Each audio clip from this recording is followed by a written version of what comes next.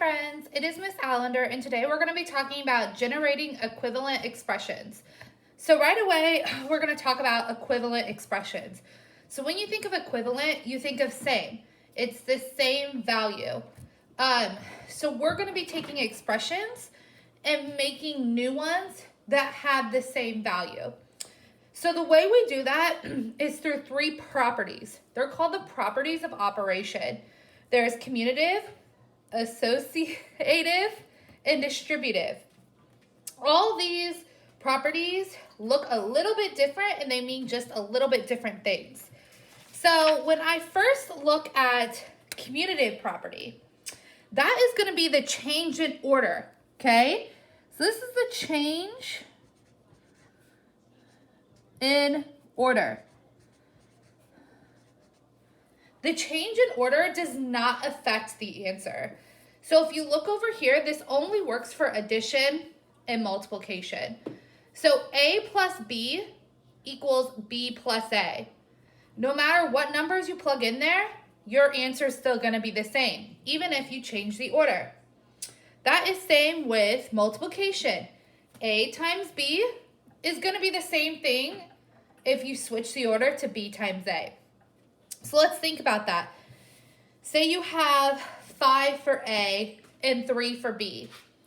5 plus 3 is going to give you 8. And that's the same answer or equivalent to 3 plus 5, which is going to give you 8 as well.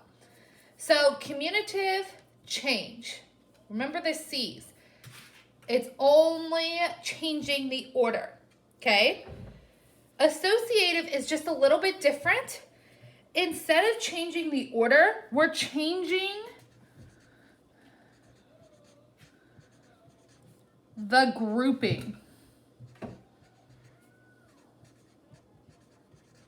And what that means for the grouping is these parentheses, okay?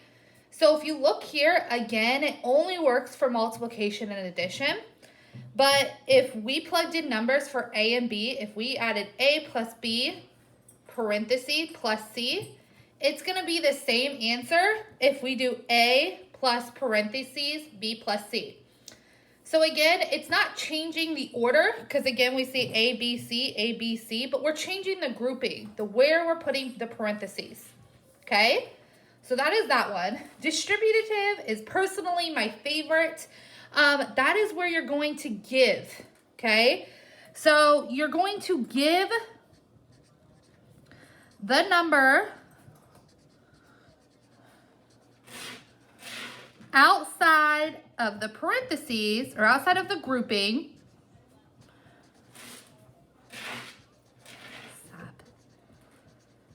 to the numbers inside.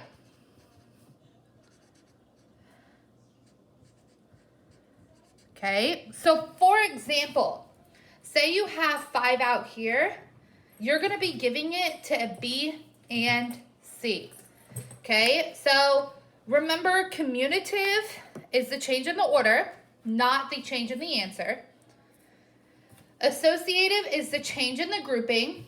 And distributive is where you're going to give the number outside of the grouping to the numbers on the inside.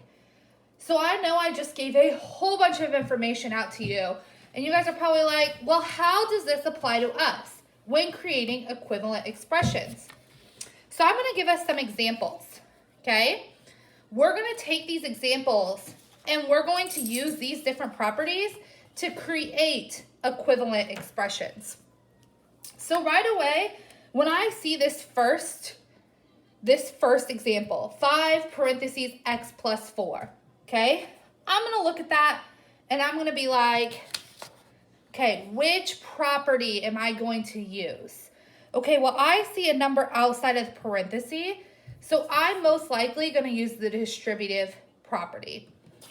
So here is how that's going to look, okay? I'm going to give this 5 to both x and this 5 to 4, okay? So that's going to look like 5 times x, which gives me 5x, plus 5 times 4, which gives me 20. So I just created an equivalent expression using the distributive property. So 5x plus 20 is equivalent to 5 parentheses x plus 4. Okay? So let's look down at this example. 7 parentheses 7 plus 3y. Again, I'm going to go back to my examples here, and I'm going to be like, all right. So I'm going to look over here. I see a number outside of the parenthesis again. So I'm most likely going to use the distributive property. So again, I need to give the number on the outside to the numbers on the inside of the grouping. So how is that going to look? Just like up here, I'm going to take this 7, I'm going to distribute it to this 7, and distribute it to that 3y. When I do that, I'm going to multiply.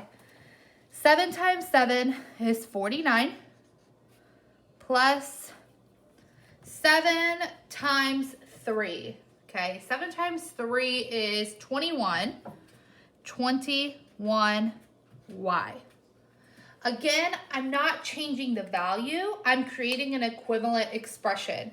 So 49 plus 21y is the same value as 7 parentheses 7 plus 3y. Okay? So I'm going to look at this next example. 6 plus x. Okay? All right, so there's no groupings in it, so I already know those two are out. So I'm looking at the commutative property, the change in the order. So it's telling me that if it's a plus b, I can just flip it around and write b plus a. So that's what I'm going to do.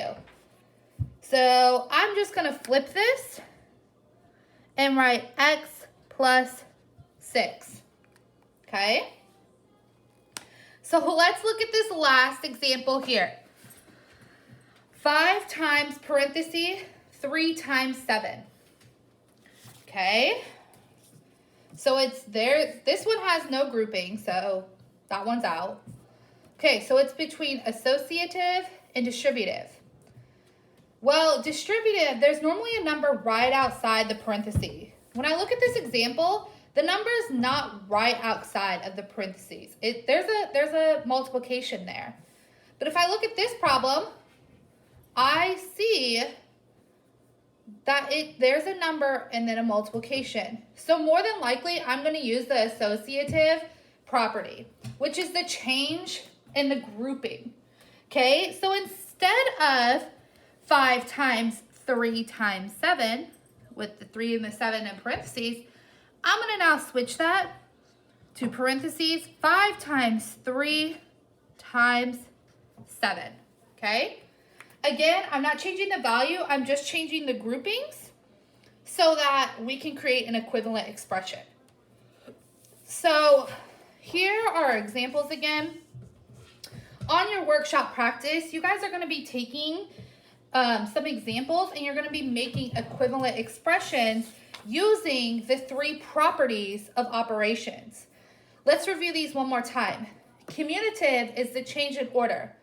I want to remind you guys that this only works for addition and multiplication.